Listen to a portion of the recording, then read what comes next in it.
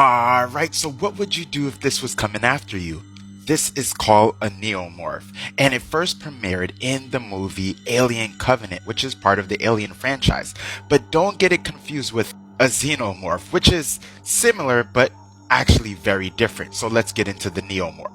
Now, the Neomorph is the result of the ecosystem from Planet 4 and also the black goo, which is the catalyst for the Xenomorph themselves. Now, this exposure from the ecosystem created these sacs, right? As you can see in the image above. And here's a clearer picture of those egg sacs.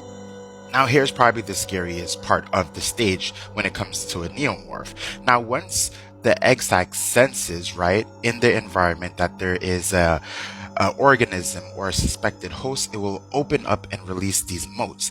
Now, these motes will create this mist that is easy to breathe in and also to get inside of you.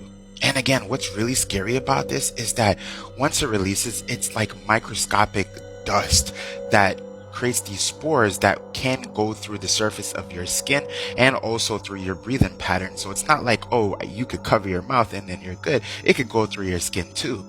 Now, once the motes or the microscopic dust gets inside of you, it's basically over for you, because what's going to happen next is that the blood burster will start to emerge. Well, it will grow first and then it will burst from you. Now, here's a blood burster that is emerging from the infected host. And what's next after that? Well, you're done. That's one thing. But from that blood burster, this will emerge: the Neomorph. Now, just for clarification, right before the bloodburster, there is a stage, which is the neophyte. The neophyte is basically what we see in the picture above, which is the juvenile state of the neomorph itself. And once it starts to grow to the juvenile state, it will burst from the body. Hence, bloodburster, that we see in this image right here. And now that we know a little bit of information when it comes to the neomorph, let's get into the skills and abilities of a neomorph and how it differs from the xenomorph. So to start, the neomorph is not biomechanical, unlike the xenomorph itself. Now, when it comes to the behavior of a neomorph, they are highly aggressive. Now, I know some of you who've seen the movie will say, well, isn't the xenomorph pretty aggressive? Well, they're more stealthy than aggressive, in the sense that a neomorph leans towards the more animalistic type of, like, I'm gonna go get you and I'm gonna keep going after you until you're done. It doesn't matter if I'm hiding or not. I could be in plain open sight and I'm still running after you until you're done.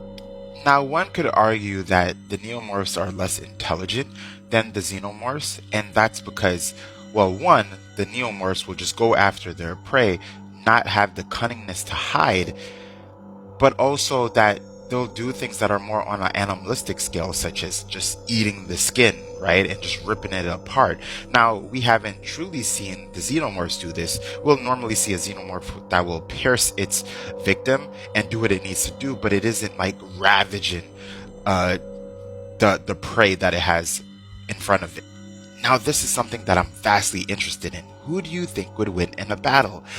A xenomorph or a neomorph? One that is more animalistic and one that's more cunning and also stealthy. My personal opinion is going to lead towards the xenomorph.